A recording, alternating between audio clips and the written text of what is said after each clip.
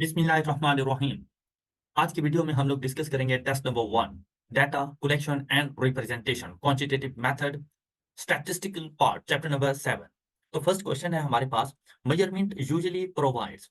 तो जब मेजरमेंट की बात आती है तो मेजरमेंट से हम लोग हमेशा कॉन्टिन्यूअस डाटा को रिप्रेजेंट करते हैं, जबकि अगर यहाँ पर काउंटिंग की बात की जाती है, काउंटिंग, तो काउंटिंग हमारे पास डिस्क्रीट डाटा के लिए होती है। Data arrange in order of magnitude और कॉल्ड। अगर डाटा को हम लोग मैनेज करें उसके साइज के लिहाज से असेंडिंग और डिसेंडिंग ऑर्डर में, तो इसे कहा जाता है अरे of data. Number of accidents for 7 days in a locality or given below. What is the number of cases when 3 or fewer accidents occur? तो अगर यहाँ पर देखें तो हमारे पास 3 और fewer accidents, सबसे पहले आपको नंबर ऑफ एक्सीडेंट्स की बात बताएगी, फिर हमारे पास फ्रीक्वेंसी, और ये फ्रीक्वेंसी हमारे पास नंबर ऑफ डेज को रिप्रेजेंट करते हैं। तो इस क्वेश्चन को सॉल्व करने के लिए हम लोगों ने यहाँ पर 3 और उससे कम नंबर ऑफ एक्सीडेंट की फ्रीक्वेंसीज को ऐड कर लेना था। 15 plus 19 plus 22 plus 31 and the answer is 87। तो यहाँ पर हम लोग 87 को टिक करेंगे। नेक्स्ट क्वेश्चन, द होल और aggregate of subject of study items और individuals about whom the decision is needed is called. तो जैसे ही होल और एग्रीगेट की बात आई थी, इसे हम लोग कहते हैं population. Find the number of observations between 100 and 200 from the following data. Values more than 50, more than 100, more than 150, more than 200, and number of students 50, 42, 23 and 15।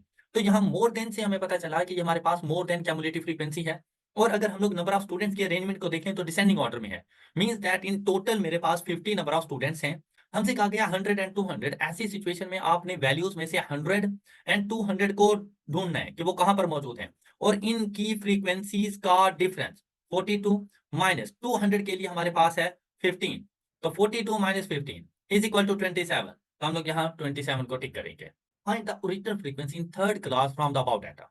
तो अगर आप लोगों ने थर्ड क्लास में ओरिजिनल फ्रीक्वेंसी फाइंड करनी है और आपके पास क्यूमुलेटिव फ्रीक्वेंसीज गिवन हो, तो टू कंसेक्टिव क्यूमुलेटिव फ्रीक्वेंसीज का डिफरेंस आपको एक्चुअल फ्रीक्वेंसी की तरफ लेकर जाएगा, लेकिन वो एक्चुअल फ्रीक्वेंसी ग्रेटर फ्रीक्वेंसी के सामने लिखनी है। मींस दैट अगर आप 42 और 23 का डिफरेंस लेंगे तो ये आंसर आपके पास आएगा 19। लेकिन वो 19 जो आपके पास डिफरेंस है वो सेकंड क्लास के लिए फ्रीक्वेंसी होगी। तो जब आप 23 और 15 का डिफरेंस लेंगे तो ये आंसर आ रहा है आपके पास 8, तो वो 8 थर्ड क्लास की फ्रीक्वेंसी आपके पास बनेगी। तो थर्ड क्लास की फ्रीक्वेंसी के लिए आपने 23 और 15 का डिफरेंस लेना था, and answer is 8। Data used by an agency which originally collected them. तो ऐसे डाटा को हम लोग प्राइमरी डाटा कहा कहते हैं, जिसको खुद से कलेक्ट किया जाए और उसको यूज भी खुद करना हो। Following data relates to the marks of a group of students. How many students got marks more than equal to 30?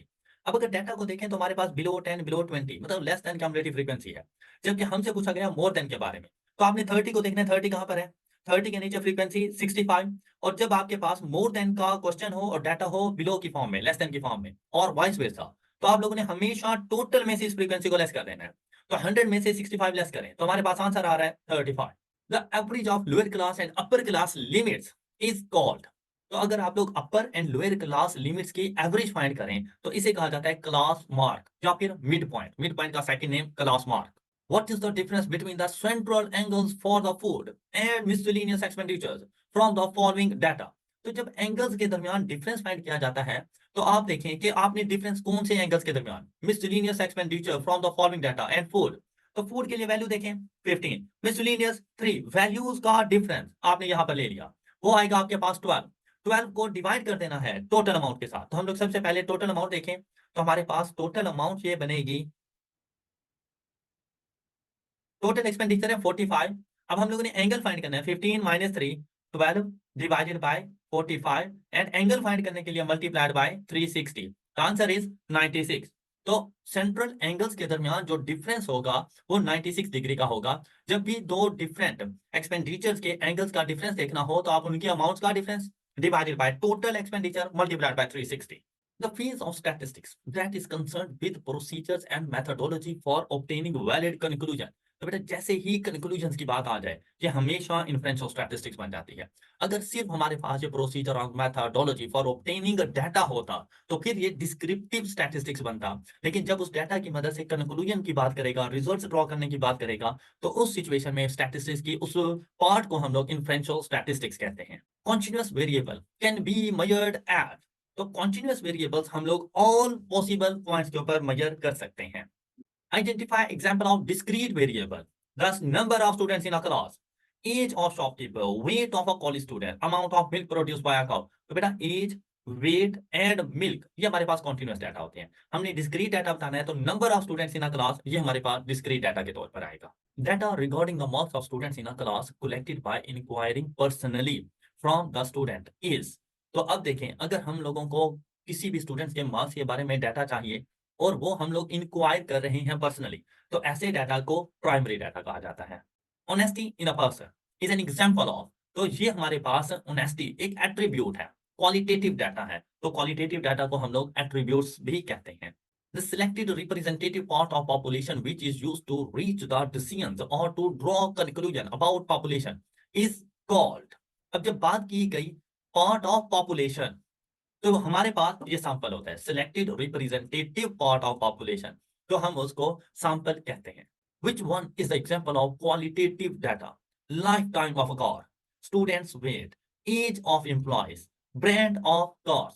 Which one is the example of qualitative data?